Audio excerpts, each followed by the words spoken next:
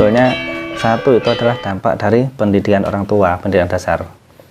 Nah, karena orang tuanya milenial, anaknya akhirnya menjadi milenial. Tapi milenialnya sekarang itu kebablasan ya, karena banyak putra putri sekarang itu cenderung diajarkan ke barat-baratan ya.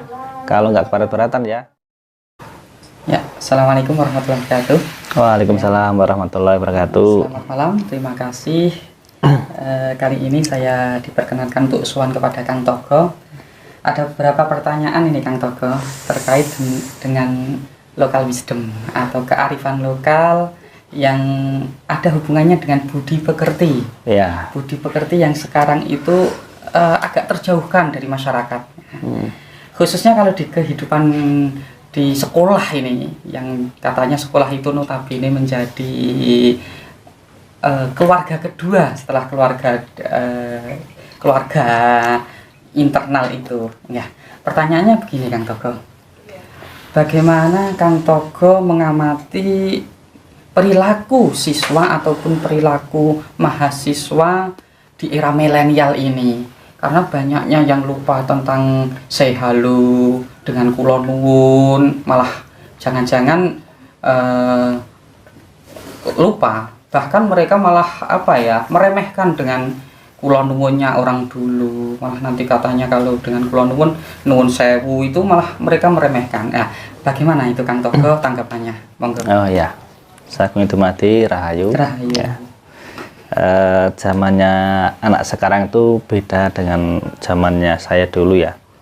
Atau era-era 70-an dulu ya. Dulu ketika masih sekolah, waktu SD itu kalau guru datang itu murid ini udah bingung mau ngambil sepeda bapak guru atau ibu guru untuk segera diamankan ya. Ada yang berebut memegang tasnya, berjabat tangan kan, dicium tangannya kan gitu. Itu sebetulnya satu itu adalah dampak dari pendidikan orang tua, pendidikan dasar. Nah, karena orang tuanya milenial, anaknya akhirnya menjadi milenial. Tapi milenialnya sekarang itu kebablasan ya, karena banyak putra putri sekarang itu cenderung diajarkan ke barat-baratan ya. Kalau nggak ke barat-baratan ya, setiap hari bahasa daerah itu jarang diajarkan. Banyakan contoh yang suku Jawa, banyakan makanya yang bahasa Indonesia kan gitu. Harusnya kan adat itu dijaga. Setiap wilayah itu kan bahasanya beda-beda ya. Harusnya ini dijaga, diajarkan. Kalau bahasa umum, monggo itu wajib diajarkan, tapi jangan lupa dengan bahasa daerah, karena bahasa daerah itu adalah kunci awal menuju tata krama terhadap yang lebih tua, seperti itu. Oke, terima kasih. Lanjutannya tadi pentingnya bahasa kita, khususnya bahasa yang di Jawa, bahasa Jawa, yang di daerah lain ya bahasa daerah lain.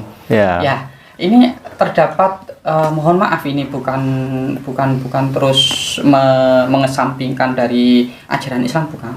Tapi di sisi lain ada yang mengatakan bahwa udah semuanya itu kalau salam pakai assalamualaikum, jangan pakai bahasa-bahasa daerah. Padahal di sisi lain kita harus dididik dengan membumikan kearifan lokal di daerah kita masing-masing seperti sampurasun, kula nuwun dan lain sebagainya. Itu bagaimana tanggapan Kang Togo di situ, monggo? Ya itu tadi jadi bahasa-bahasa yang sifatnya umum, seperti kalau assalamualaikum itu kan bahasa umumnya orang Islam ya.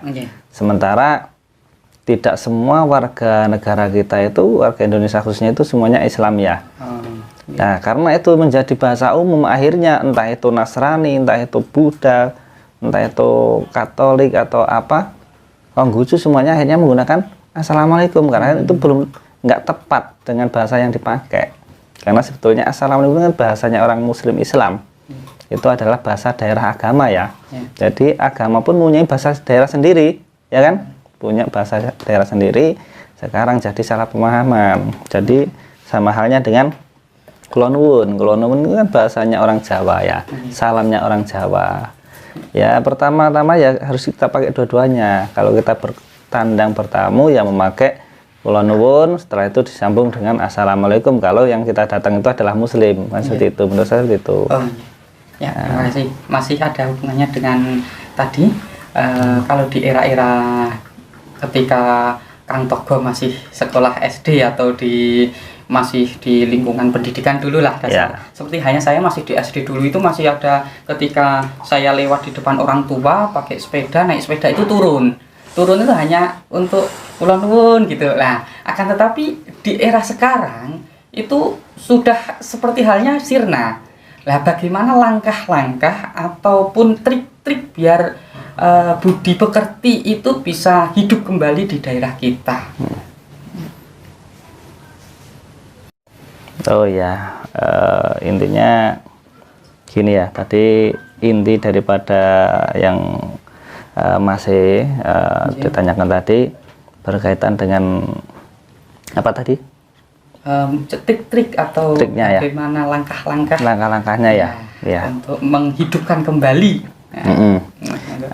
Itu kita harus sering banyak ngobrol dengan yang lebih tua ya. Jadi usahakan kita didik anak turun kita itu, biasakan kita bertandang ke para orang yang lebih tua atau mbahnya atau siapa, uaknya atau siapa lah. Orang tua itu nanti bagaimana cara mengajarinya dengan perilaku orang tua tersebut. Si anak itu kalau kita contoh ya, kalau lebaran kita kan mudik ya ke orang tua ya.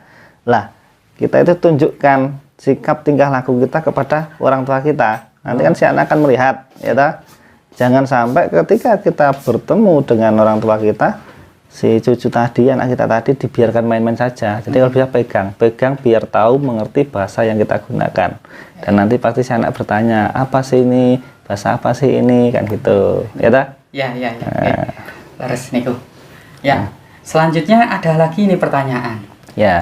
Di dunia akademik itu biasanya kan ada tenaga pengajar, katakanlah guru ataupun dosen.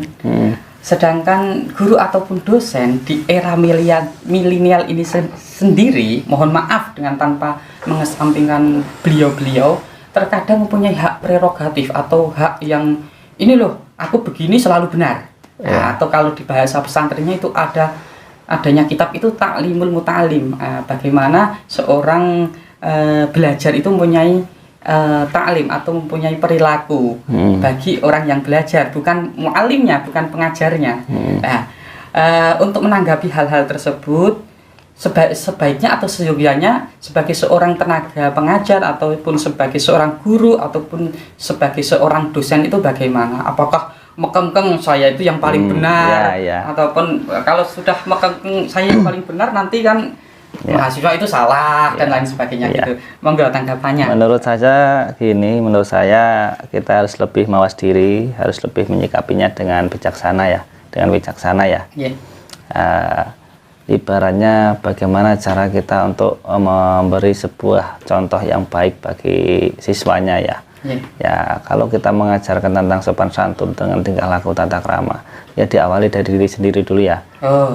Kita itu sebaiknya menyikapi kalau ada siswa yang kurang sopan santunnya, kurang tata kramanya, justru kita yang mengajarkan itu dengan perbuatan kita.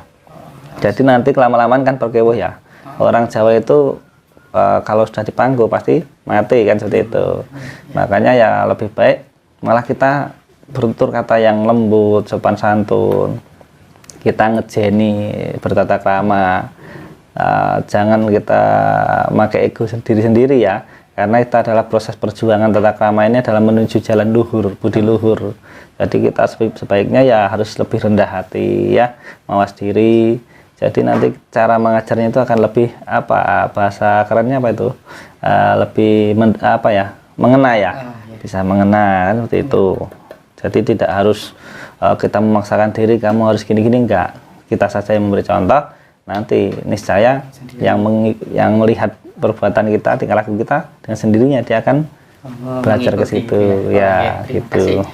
Masih satu lagi ya ini kan, ini yang berhubungan dengan masyarakat. Kan banyak konten-konten yang di televisi, mohon maaf tidak menyebut itu ustadz atau kiai tidak, akan tetapi banyak yang berceramah atau memberikan isi-isi yang itu nanti bisa berdampak pada hubungan-hubungan tentang amaliyah atau tentang bagaimana beribadah. Yeah. Nah, di sisi lain bagaimana berperilaku atau berakhlak itu jarang untuk diungkapkan di khalayak masyarakat umum. Bagaimana ini tanggapan dari Kang Togo mengenai hal ini? Apakah kalau hanya diceramai tentang bagaimana beramaliyah, masyarakat itu akan mudah terpecah tanpa diiringi dengan bagaimana yang berbudi pekerti yang baik? Itu silahkan ya. Sekarang untuk amaliyah sekarang yang diajarkan para ustadz, saya tidak menyebutkan, saya tidak itu privasi ya. Itu kebanyakan kan memang beliau-beliau itu sebetulnya sudah sesuai dengan apa yang disampaikan. Cuman cara penekanannya saja yang berbeda karena masih memaksakan kehendak. Jadi kebanyakan yang saya amati jadi menunjukkan kebaikan itu bukan hanya melalui suara ya. Contoh kita menyampaikan segala sesuatu itu harus betul-betul menjadikan sebuah wujud yang nyata. Jangan hanya bisa bicara tapi tidak bisa melakukannya. Sementara sekarang ini kebanyakan cuma mencari popularitas ya, atau kebanyakan mencari nama baik ya. Kan kebanyakan sekarang kalau seandainya misalnya saya jadi ustadz atau sampean ya, kan pengennya kan lihat bagus, menarik, pengikutnya banyak, gitu ya. Seperti itu. Nah, jadi kita sebetulnya sudah ingkar dengan ayat Tuhan itu sudah ingkar, gitu loh. Maksud terima kasih. Tadi sudah banyak banget menjawab dari pertanyaan-pertanyaan dari saya yang mohon maaf ini sowan pakai kaos betul enggak apa-apa. Nah, ini nanti dikira tidak berbudi pekerti ya. Mohon maaf ini. Enggak apa-apa. Ini milenial ya. Maka seperti itu ya. Tadi diungkapkan sedikit tentang ingkar.